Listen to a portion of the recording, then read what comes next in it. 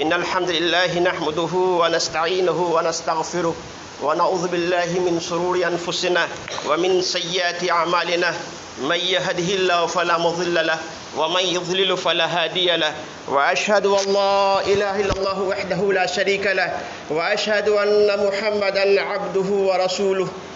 قال الله تعالى: يا أيها الذين آمنوا اتقوا الله حق تقاته ولا تموتن إلا وأنتم مسلمون. يا أيها الناس اتقوا ربكم الذي خلقكم من نفس واحدة وخلق منها زوجها وبث منهما رجالا كثيرا ونساء واتقوا الله الذي تساءلون به والأرحام إن الله كان عليكم رقيبا. يا أيها الذين آمنوا اتقوا الله وقولوا قولا سديدا يصلح لكم أعمالكم ويغفر لكم ذنوبكم ومن يطع الله ورسوله فقد فاز فوزا عظيما. أما بعد فإن أصدق الحديث كتاب الله وخير الهدي هدي محمد صلى الله عليه وسلم وشر الأمور محدثاتها وكل محدثة بدعة وكل بدعة ضلالة وكل ضلالة في النار.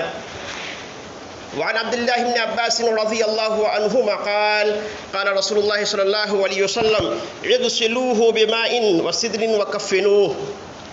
گرامی قدر حاضرین جمعہ اسلامی بھائیوں، آج کے خطبہ جمعہ کا عنوان ہے طریقہ غسل میت. آج کا بیان گزشتہ بیان کا ہی ایک حصہ ہے. گزشتہ بیان میں بتایا گیا تھا کہ غسل کو واجب کر دینے والی اشیاء 5 ہیں: احتلام، جماع، حیض و نفاس، قبول اسلام اور موت. موت سے غسل واجب ہو جاتا ہے، جیسا کہ عبداللہ بن عباس رضی اللہ عنہما بیان کرتے ہیں کہ اللہ کے نبی صلی اللہ علیہ وسلم نے ارشاد فرمایا: اغسلوہ بماء وسدر وکفنوہ.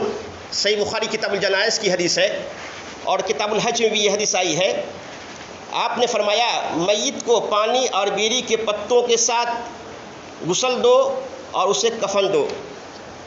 اس سے پہلے کی ابتدائی جو 3 اشیاء ہے اس کے وجوب غسل کے لیے اس آیت کریمہ سے استدلال کیا گیا ہے کہ وَإِن كُنتُمْ جُنُبًا فَاطَّهِرُوا. سورہ مائدہ سورہ نمبر 5 کی آیت نمبر 6 ہے کہ اگر تم جنابت کی حالت میں ہو تو غسل کر لو. جنابت سے مراد ناپاکی ہے جو احتلام یا بیوی سے ہم بستری کی وجہ سے لاحق ہو جاتی ہے، اور اسی حکم میں حیض و نفاس بھی داخل ہے. تو جماع سے غسل واجب ہو جاتا ہے. اس کے تعلق سے آپ گزشتہ ہفتہ میں بیان سماعت فرما چکے ہیں. نمبر 2، احتلام. احتلام کی وجہ سے یا کسی بھی حالت میں منی خارج ہو جائے تو غسل ہے، مزی اور ودی سے غسل نہیں. ایسی صورت میں صرف عضو مخصوص کو دھو کر وضو کر لینا کافی ہے. لیکن اکثر ایسے لوگ ہیں جو پیشاب کے راستے سے نکلنے والا ہر پانی کو منی سمجھ کر، منی تصور کر کے اپنے آپ پر غسل کو واجب کر لیتے ہیں.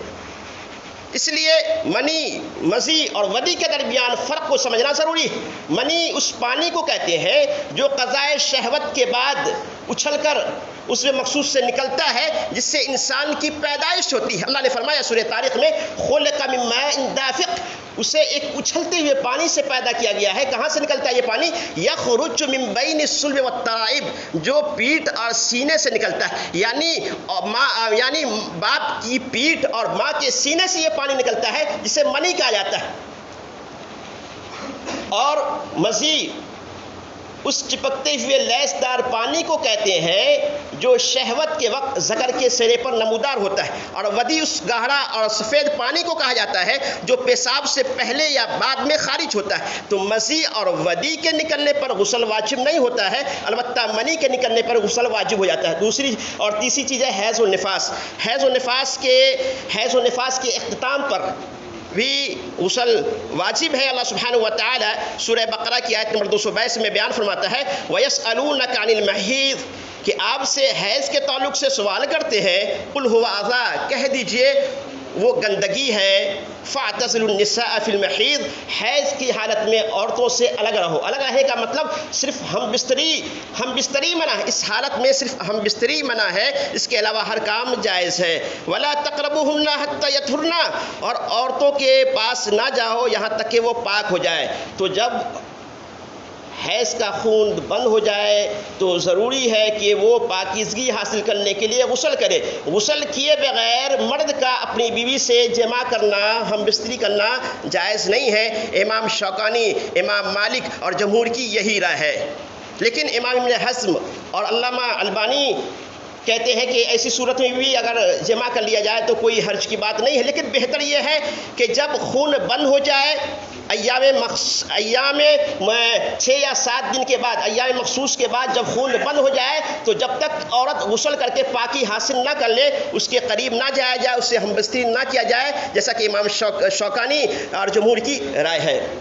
تو حیض کی حالت میں غسل کرنا ضروری ہے، اور حیض اور حالت جنابت میں غسل کرنے کا طریقہ کیا ہے وہ گزشتہ بیان میں آپ سماعت فرما چکے ہیں۔ حالت جنابت میں غسل کرنے کا جو طریقہ ہے وہ مردوں کے لیے بھی ہے، عورتوں کے لیے بھی ہے۔ البتہ عورت اگر حالت حیض میں غسل کرتی ہے، غسل حیض ہے، تو ایسی صورت میں فرق صرف یہ ہے کہ وہ عورت اپنے سر کی میڈیوں کو، بال کو کھول لے۔ تو غسل جن 5 چیزوں میں انسان پر واجب ہوتا ہے ان میں سے ایک موت ہے۔ تو میرے بھائیوں، جس طرح سے آپ نے گزشتہ بیان میں غسل جنابت کا طریقہ سنا، سیکھا اور جانا، اسی طرح ہم تنگوش ہو کر اپنے ذہن و دماغ کو حاضر رکھ کر غسل میت کا طریقہ بھی بغور سنیں، سیکھیں اور جانیں۔ آج آپ کے سماج، معاشرے، علاقے اور گاؤں کے چند بزرگ افراد میت کو غسل دیتے ہیں، یہ آج ہیں کل نہیں۔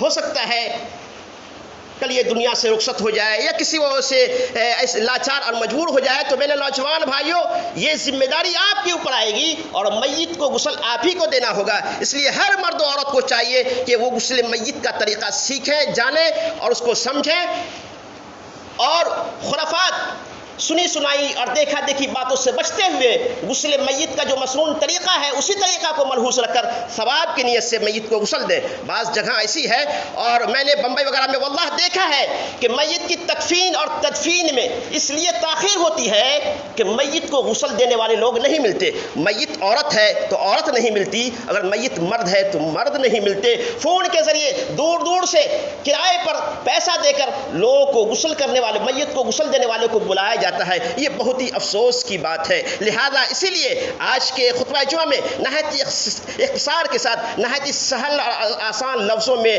غسل میت کا طریقہ آپ کے سامنے پیش کیا جا رہا ہے، اور گزشتہ بیانوں کی طرح اس بیان کو بھی ریکارڈ کیا جا رہا ہے۔ لہذا آپ سنیں اور اس کو سمجھیں، اگر سمجھ میں نہ آئے تو بار بار اس کو ریورس کریں اور سنیں، اور اپنے گھر کی عورتوں کو بھی سنائیں، کیونکہ میت اگر عورت ہے تو عورت ہی کو غسل دینا ہے۔ اور اسی طرح آپ کے موبائل میں جتنے گروپ ہیں یا جتنے بھائیوں اور بہنوں کا نمبر ہے، ہر ایک کو یہ ثواب کی نیت سے شیئر کریں، تاکہ یہ بھی آپ کے لیے ثواب کا باعث اور ذریعہ بنے، کیونکہ اللہ کے نبی صلی اللہ علیہ وسلم بیان فرماتے ہیں کہ من دل علی خیر فلہ مثل اجر فاعلہ، من دل علی خیر فلہ مثل اجر فاعلہ۔ صحیح مسلم کی روایت ہے کہ جس نے کسی کو خیر کی رہنمائی کی تو اس کے لیے اس کے برابر اجر ہے۔ نہیں سمجھ میں آئی بات؟ یعنی آپ نے مان لیں کہ آپ نے اس بیان کو 200 آدمیوں، بھائیوں اور بہنوں کے پاس آپ نے شیئر کیا، 200 لوگوں کے پاس آپ نے شیئر کیا، تو کم سے کم 100 آدمی ضرور ہوں گے جو اس کو ڈاؤن لوڈ کرنے کے بعد سنیں گے، اور 100 میں سے کم 20 آدمی ایسے ضرور ہوں گے جو غسل میت کا طریقہ سننے کے بعد اس کو اپنے ذہن و دماغ میں محفوظ رکھیں گے، اور جب ایسی ضرورت پڑے گی میت کو وہ غسل دیں گے تو اسی مسنون طریقہ کو ملحوظ رکھ کر وہ میت کو غسل دیں گے۔ تو میت کو غسل دینے کی وجہ سے اس کو جو ثواب ملے گا وہ ثواب آپ کو ہی ملے گا، کیونکہ آپ ذریعہ بنے ہیں، اس نے غسل میت کا طریقہ آپ کی وجہ سے سیکھا ہے، آپ نے اس کو شیئر کیا ہے، تو جو غسل میت کا جو ثواب उन 20 आदमी को मिलेगा उतना ही सवाब आपको भी मिलेगा। अब आइए गुस्ल मैयत का तरीक़ा, सवाब क्या है, गुस्ल मैयत का सवाब क्या है। सुनने बहकी और मुस्तदरक हाकिम की हदीस में अल्लाह के नबी सल्लल्लाहु अलैहि वसल्लम बयान फरमाते हैं कि जिस आदमी ने अपने किसी मुसलमान मैयत को गुस्ल दिया, उसके ऐबों को छुपाया, तो अल्लाह ताला उसे मुआफ़ फरमाता है। कितनी मरतबा? एक मरतबा नहीं, 2 मरतबा नहीं, कितने मरतबा? 40 मरतबा अल्लाह ताला उसको मुआफ़ करता है। तो जिस मुसलमान ने अपने भाई को अपने भाई को गुस्ल दिया, गुस्ल मैयत का जो मसनून तरीक़ा है उसको मनहूस रखते हुए अपने भाई को गुस्ल दिया, तो अल्लाह ताला उसको कितने मरतबा मुआफ़ करता है? 40 मरतबा माफ़ करता है। तो उन 20 आदमी को जो सवाब मिलेगा उतना ही सवाब आपको भी मिलेगा। इसलिए आप ये बगैर किसी ताख़ीर के हम गुस्ल मैयत के तरीक़े का आगाज़ करते हैं। गौर से सुने, गुस्ल मैयत का तरीक़ा यह है कि जब आप मैयत को गुस्ल देने का इरादा करें, मैयत अगर मर्द है तो नाफ से लेकर घुटने तक, औरत है तो पूरे जिस्म पर कपड़ा डाल दें। फिर 2-3 मरतबा उसके पेट पर आहिस्ता आहिस्ता हाथ से दबाएं, उसके पेट को आहिस्ता आहिस्ता हाथ से दबाएं ताकि गंदगी हो तो खारिज हो जाए, और हाथ पर कपड़े का दस्ताना वगैरह चढ़ाकर उसे इस्तिंजा करवाएं, और नाक, दांत, मुंह और कानों को गीली रुई से साफ कर दें। समझ गया ना? इतना काम करने के बाद चंद अहम बातों का ख्याल रखें। नहायत ही सहल अंदाज में तरतीब के साथ बताया जाता है कि गुस्ल मैयत का तरीक़ा क्या है। गौर से सुने। नंबर एक ये है कि कम से कम 3 मरतबा या उससे ज़्यादा जितनी मरतबा ज़रूरत हो गुस्ल दें। अलबत्ता गुस्ल देते वक्त ताक अदद का ख्याल रखें। नंबर 2, पानी में बेरी का पत्ता मिलाएं, और उसका तरीक़ा यह है कि पानी में बेरी का पत्ता डालकर उसको उबालें और नीम गर्म पानी से मैयत को गुस्ल दें। जैसा कि अभी सही बुखारी की हदीस आपने समाअत फरमाई कि अब्दुल्लाह इब्न अब्बास कहते हैं कि अल्लाह के नबी सल्लल्लाहु अलैहि वसल्लम ने बयान फरमाया कि इग़सिलूहु बिमाइन व सिद्न व कफ़िनू, के मैयत को पानी और बेरी के पत्तों के साथ गुस्ल दो। अल्लामा अलबानी अहकामुल जनाइज़ में लिखते हैं कि बेरी के पत्ते इस्तेमाल करने का हुक्म महज सफाई की वजह से है, अगर साबुन इस्तेमाल कर लिया जाए तो ये भी दुरुस्त है। तो आज जो ज़रूरत साबुन से पूरी होती है, अहद नबी में यही ज़रूरत बेरी के पत्ते से पूरी हो जाती थी।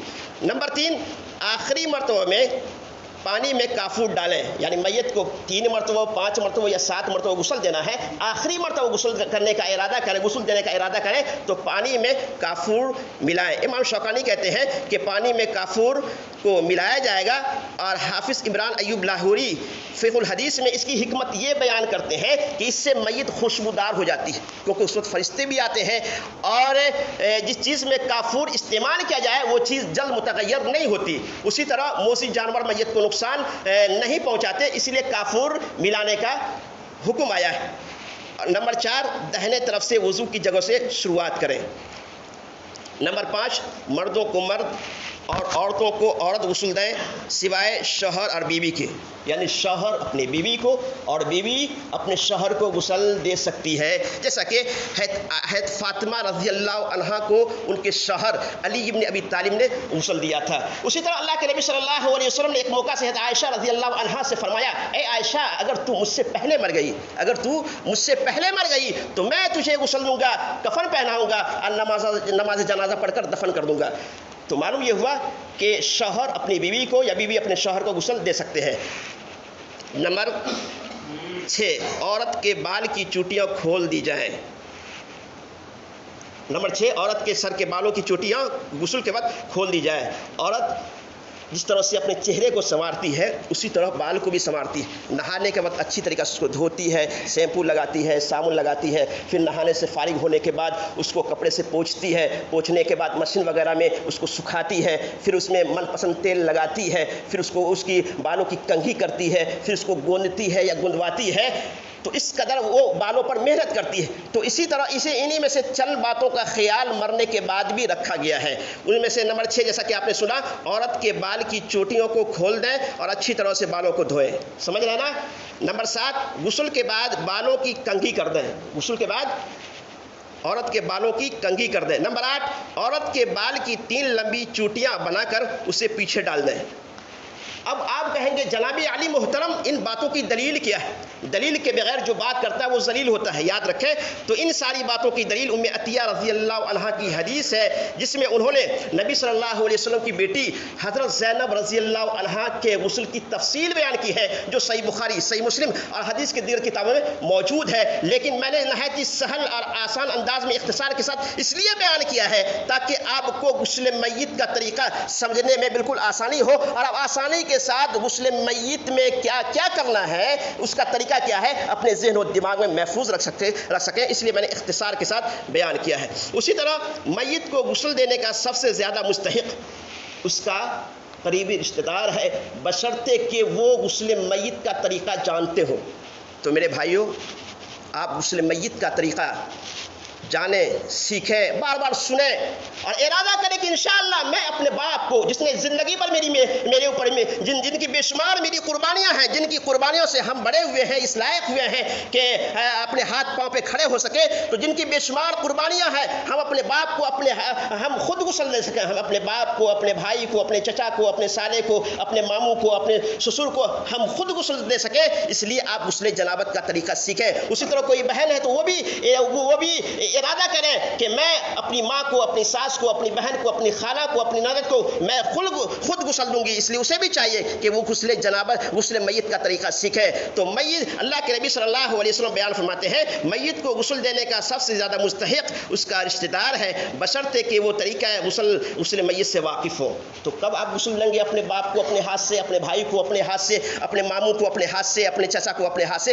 جب آپ غسل میت کا طریقہ جانیں گے تب تو۔ اس لیے میرے بھائیوں، آپ غسل میت کا طریقہ سیکھیں، جانیں، یہ نہ کہیں کہ ہمیں نہیں آتا، ہمیں غسل جنابت کا طریقہ نہیں معلوم۔ انسان سے بڑھ کر کوئی چیز نہیں ہوتی ہے، اگر آپ سیکھنا چاہیں تو نہایت ہی سہل اور آسان ہے، انسان سے بڑھ کے کوئی چیز نہیں ہوتی ہے۔ اس لیے ہر شخص کو چاہیے کہ وہ جس طرح سے آپ نے غسل جنابت کا طریقہ سنا، سیکھا، جانا، اسی طرح آپ پر یہ بھی لازم اور ضروری ہے کہ غسل میت کا طریقہ آپ سیکھیں، جانیں، یاد رکھیں، اور اپنے بھائی کو، اپنے بھائی کو، اپنے سالے کو یا اپنے دیگر رشتہ داروں کو آپ خود اپنے ہاتھ سے غسل دے سکیں۔ اسی طرح غسل دیتے وقت میت کے اندر کوئی عیب ہے تو اس کو چھپانے کا حکم آیا ہے۔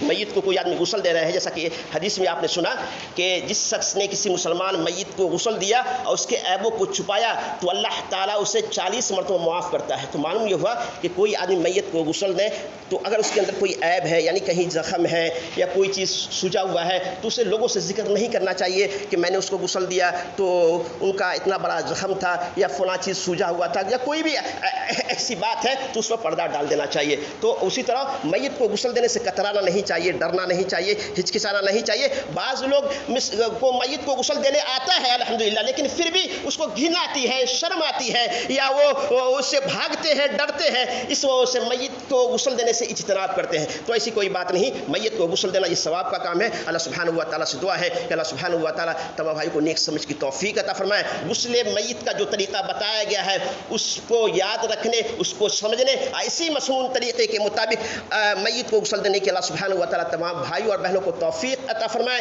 ہمارے جن کے بھائی یا بہن یا رشتہ دار گزر چکے ہیں، اللہ تعالیٰ ان کے قبروں کو نور سے بھر دے، انہیں جنت الفردوس میں اعلیٰ مقام عطا فرمائے۔ عذاب قبر، عذاب جہنم اور پل صراط پر اللہ سبحانہ و تعالیٰ کامیابی عطا فرمائے، عذاب جہنم سے محفوظ رکھے۔ جب تک اللہ سبحانہ و تعالیٰ ہم گنہگاروں کو دنیا میں زندہ رکھنا چاہتا ہے، اسلام پر رکھے، جب بھی خاتمہ ہو ایمان کی حالت میں خاتمہ ہو۔ سبحان ربک رب العزت عما یصفون وسلام علی المرسلین والحمد للہ رب العالمین۔